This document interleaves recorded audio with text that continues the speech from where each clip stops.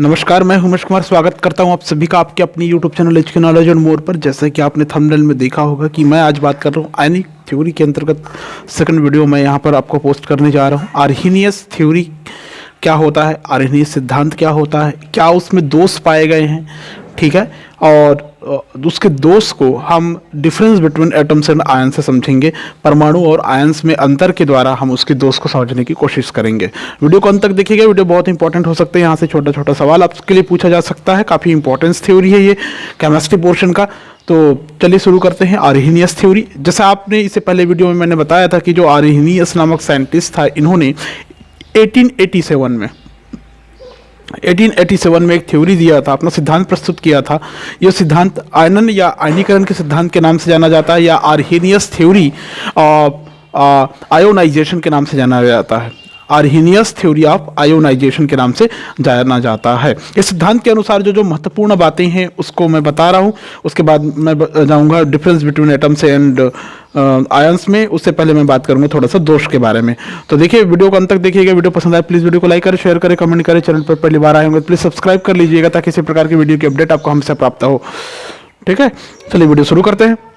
सबसे पहले इसमें जो कंटेंट हमको देखने को मिलता है इस सिद्धांत के अनुसार, वो क्या है। आपको पता है कि आर्हीनियस का जो सिद्धांत है उसको हम आर्हीनियस थ्योरी ऑफ आयोनाइजेशन के नाम से जानते हैं, मतलब आयनन या आयनीकरण सिद्धांत के नाम से जानते हैं।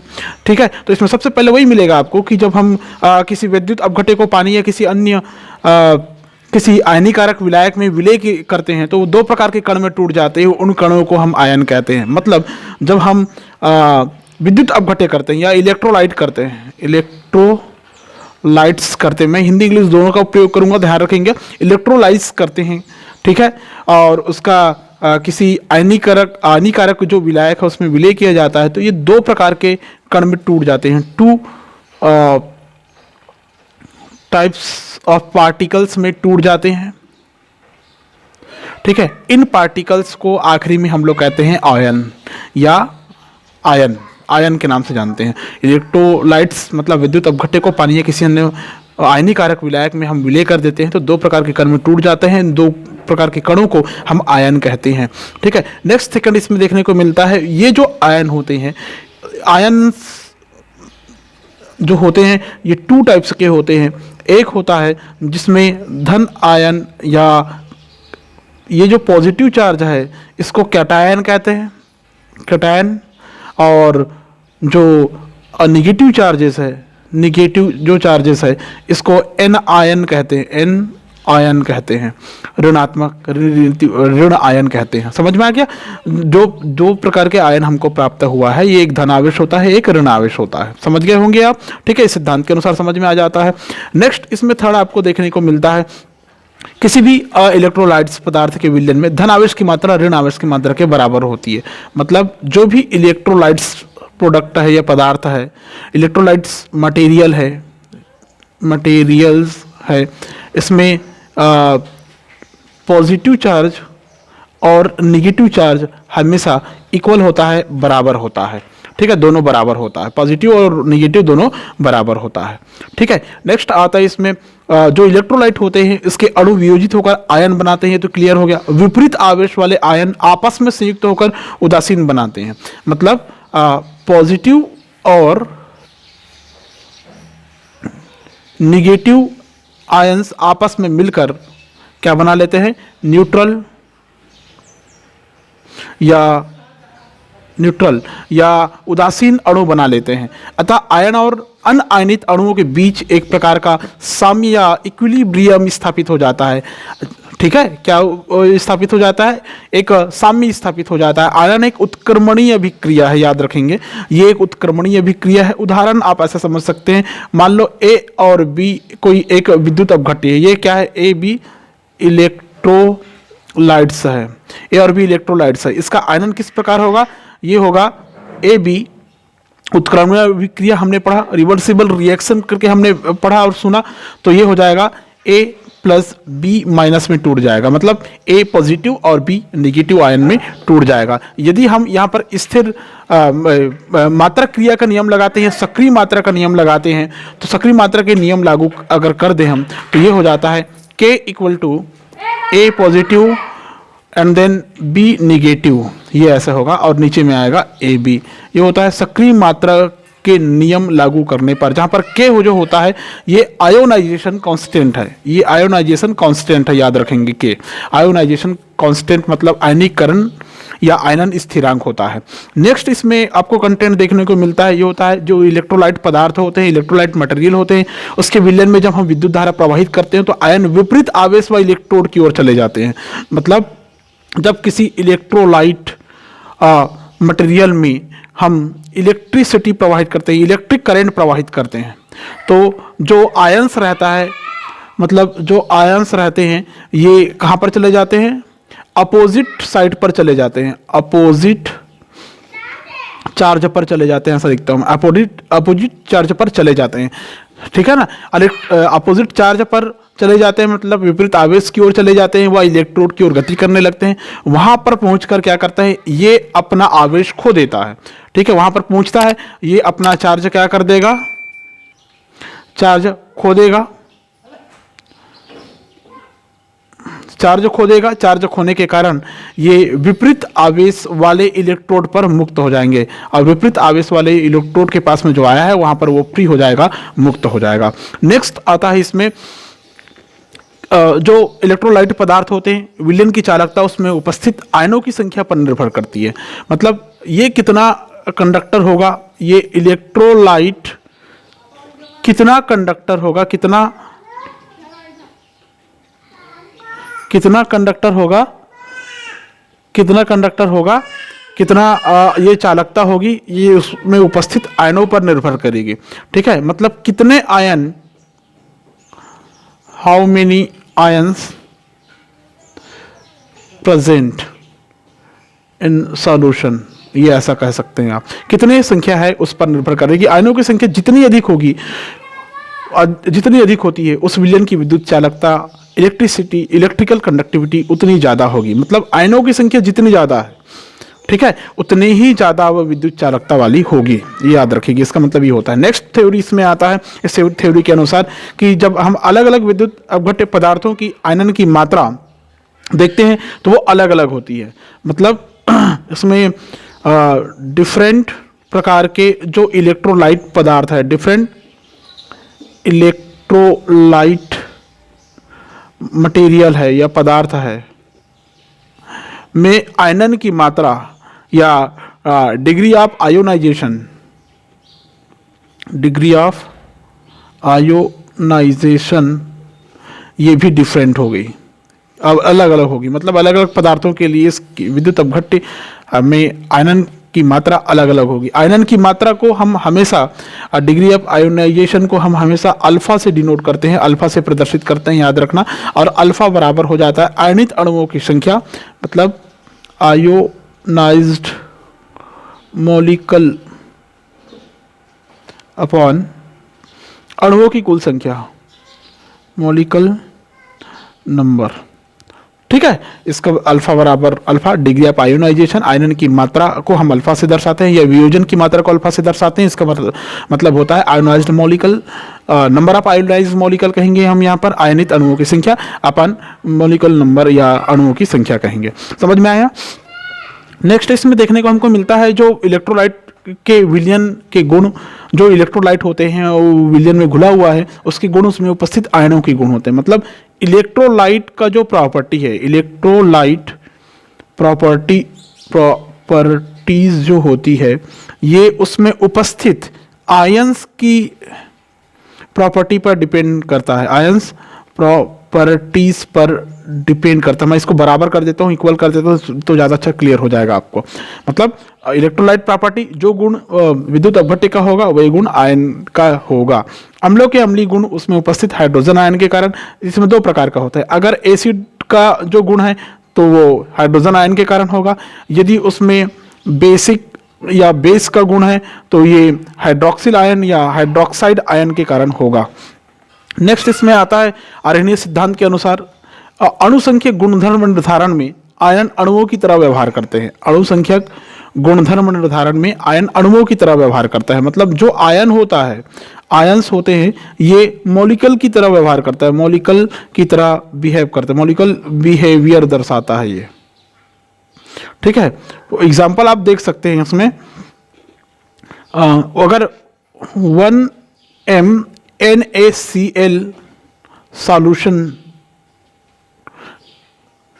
का osmotic pressure OP, osmotic pressure 1 M urea solution से 1 M यूरिया सॉल्यूशन से डबल होता है ना। इसका मतलब अणुसंख्यक गुणधर्म निर्धारण में आयन अणुओं की तरह व्यवहार करना शुरू कर देता है।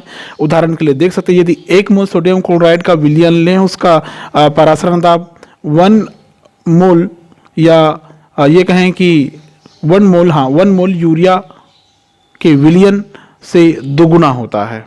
ठीक है, तो अणुसंख्यक गुणधर्म निर्धारण में आयन अणुओं की तरह व्यवहार करना शुरू कर देता है। तो ये हो गया सिंपल कि आर्हेनियस थ्योरी के अनुसार कौन कौन से पॉइंट्स है, सारे पॉइंट्स आप अच्छे से याद कर लीजिएगा। आगे आता है डिग्री ऑफ आयोनाइजेशन, आयनन अंश या आयनन की मात्रा। आपने समझ गए होंगे कि विद्युत अपघट्य पदार्थ का भाग जो आयनों के रूप में उपस्थित होते हैं, ये डिग्री ऑफ आयोनाइजेशन, जो आयंस के रूप में उपस्थित होते हैं वही आयनन की मात्रा या अंश कहलाता है। ठीक है, इसको प्रभावित करने वाले कारक की बात अगर करते हैं, कुछ कारक इसको प्रभावित करती है। कौन कौन से कारक प्रभावित करेगी, देखिए फैक्टर्स प्रभावित करने वाले, इफेक्टिव फैक्टर्स। ठीक है, nature of material, nature of material, पदार्थ की प्रकृति।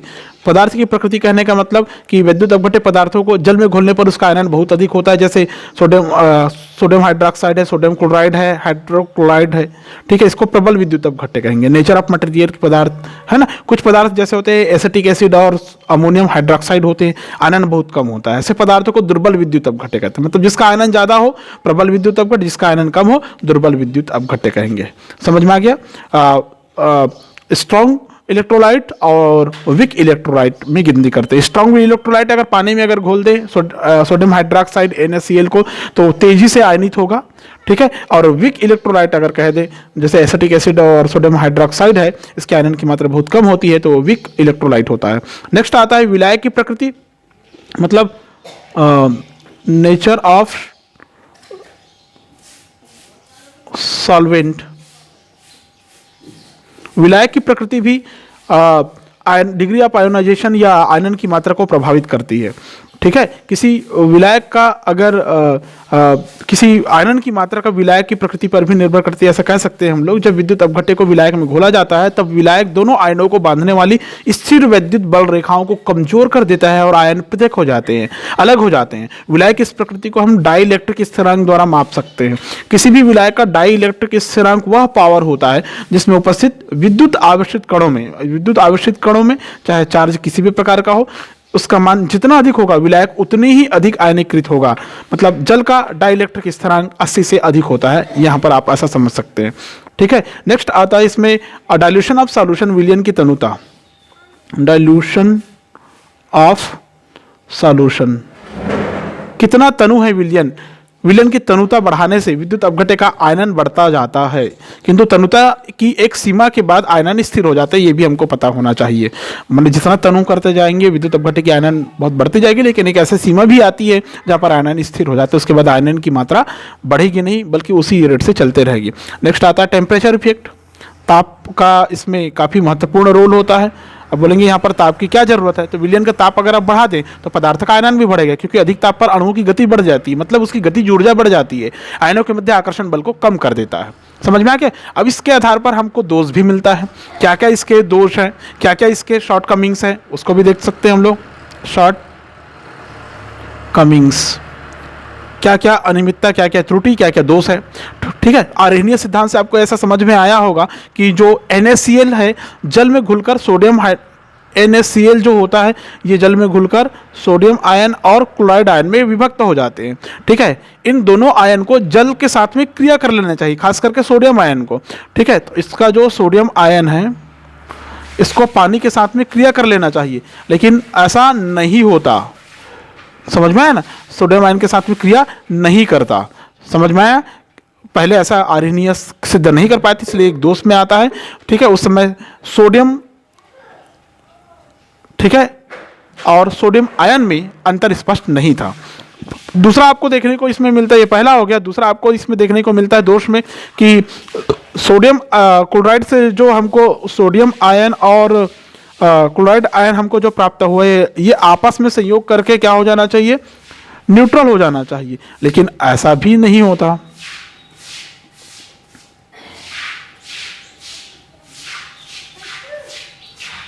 लेकिन ये रिएक्ट नहीं करता आपस में।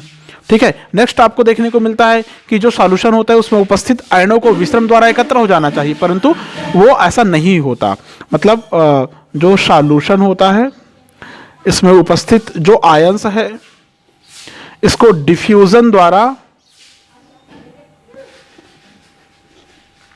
कलेक्ट हो जाना चाहिए, लेकिन ऐसा नहीं होता, नॉट रिएक्ट, ये भी ऐसा नहीं होता। नेक्स्ट फोर्थ इसमें देखने को मिलता है आपको कि विलयन में आयन स्वतंत्र अवस्था में रहते हैं, जबकि ऐसा नहीं होना चाहिए। जो सॉल्यूशन होता है उसमें आयन हमेशा फ्रीली कंडीशन में रहते हैं, लेकिन ऐसा नहीं होना चाहिए। ठीक है, ऐसा नहीं होना चाहिए। समझ में आ गया। अब आता है परमाणु और आयन्स में अंतर, परमाणु और आयन में अंतर। ठीक है, अभी कहा ना कि यहाँ पर परमाणु और आयन में अंतर पता नहीं था, तो यहाँ पर परमाणु और आयन में हम लोग अंतर देखेंगे थोड़ा सा। देखिए यहाँ पर मैं लिखता हूँ एटम, परमाणु, और यहाँ पर लिखता हूँ मैं आयन। ठीक है, ये जो एग्जाम्पल है हम सोडियम आयन, सोडियम परमाणु और सोडियम आयन के बेस पे देखते हैं। देखिए दोनों में अंतर क्या है, एक में मैंने प्लस लगाया, एक में प्लस नहीं लगा, आप समझ सकते हैं। देखो क्या क्या डिफरेंस इसमें देखने को मिलता है आपको। ठीक है, ये जो आयन होता है ये उदासीन होता है, विद्युत उदासीन है, क्योंकि इसमें 11 इलेक्ट्रॉन और 11 प्रोटॉन होते हैं। सभी परमाणु विद्युत उदासीन होते हैं। जितने भी परमाणु होते हैं सब न्यूट्रल होते हैं। कैसे होते हैं, न्यूट्रल होते हैं, क्योंकि इसमें इलेक्ट्रॉन और प्रोटॉन की वैल्यू दोनों क्या हो जाती है, इक्वल हो जाती है, इक्वल होती है। लेकिन अगर आयन की बात करें, धन आवेशित आपको देखने को मिल रहा है, धन विद्युत आवेश होता है सोडियम आयन पर, क्योंकि इसमें 10 इलेक्ट्रॉन, इसमें क्या होता है 10 इलेक्ट्रॉन और 11 प्रोटॉन होता है। ठीक है, जिसकी वजह से ये उदासीन नहीं हो पाते, इसलिए ये सभी आयन या तो फिर पॉजिटिव चार्ज वाले होंगे या नेगेटिव चार्ज वाले होंगे। ठीक है, दूसरा आपको देखने को मिलता है इसमें जो निष्क्रिय गैस है, इनएक्टिव गैस है, उसको छोड़कर जितने भी प्रकार के परमाणु होती है उनकी इलेक्ट्रॉनिक रचनाएं अस्थायी होती है। जैसे सोडियम की बाह्य कक्षा में 1 इलेक्ट्रॉन होते हैं, सोडियम की आउटर सेल में 1 इलेक्ट्रॉन होता है। मतलब ये कैसा होता है, ये स्थायी नहीं होता, मतलब ये परमानेंट नहीं होता, परमानेंट नहीं होता ये। ठीक है, क्योंकि अक्रिय गैस को छोड़ दे तो सब तत्वों के, सब परमाणुओं के बाह्य कक्षक में अर्धपूरित इलेक्ट्रॉन होंगे, मतलब अस्थायी होंगे। ठीक है, लेकिन अगर हम आयंस की संरचना पर ध्यान दें, आयनों की इलेक्ट्रॉनिक रचनाएं अगर देखें तो ये स्थायी होती है, ये परमानेंट होती है। क्या होती है, परमानेंट होती है। इसका इलेक्ट्रॉनिक कॉन्फ़िगरेशन है वो परमानेंट होती है। क्यों, आप देख सकते हैं जो सोडियम आयन होते हैं इसके आउटर सेल में 8 इलेक्ट्रॉन होता है, ये पूरित के लगभग होता है, इसलिए स्थायी होता है। नेक्स्ट इसमें आपको देखने को मिलता है, अगर इनएक्टिव गैसेस को छोड़ दे तो सभी परमाणु क्रियाशील होते हैं, है ना। इनएक्टिव गैस को छोड़ के जितने भी प्रकार के एटम आपको देखने को मिलेंगे ये सारे के सारे एक्टिव होंगे। एक्टिव होने का कारण अस्थायी होता है, आपने ऊपर पढ़ा, इसलिए ये एक्टिव होंगे। ठीक है, समझ में आ गया। सोडियम जल से क्रिया करता है, सोडियम पानी से आसानी से क्रिया कर लेता है, लेकिन आयंस की बात करें तो क्रिया नहीं करेगा। आयन अक्रियाशील होता है, मतलब ये इनएक्टिव होते हैं। ठीक है, जैसे सोडियम आयन जो होता है ये पानी से क्रिया नहीं करता, समझ में आया? या किसी अन्य आयन से क्रिया कर सकता है लेकिन पानी से क्रिया नहीं करेगा। ठीक है, इस पे इसके पक्ष में आर्हेनियस के पक्ष में कुछ प्रमाण भी है, जैसे एक्स किरण का अध्ययन वगैरह आपको देखने को मिलेगा, ओम के नियम का पालन मिलेगा, विद्युत अपघट्य पदार्थों के अणु संख्या गुण मिलेगा, उभयनिष्ठ आयनों की गुण मिलेगा, आयनिक अभिक्रियाएं मिलेंगे, एटसेट्रा। तो यहाँ पर आपको मैंने बताया आर्हेनियस थ्योरी की कौन कौन से प्रमुख पॉइंट्स है, कौन कौन से कारक उसको प्रभावित कर सकता है आयनन की मात्रा को, और क्या क्या उसके दोष है, क्या क्या कमियां हैं, परमाणु और आयन में अंतर मैंने क्लियर किया है। ठीक है, अगर वीडियो पसंद आए तो प्लीज़ वीडियो को लाइक करें, शेयर करें, कमेंट करें। चैनल पर पहली बार आए हैं तो सब्सक्राइब कर लेते हैं, किसी प्रकार की वीडियो आपको हमेशा प्राप्त हो। Thank you so much.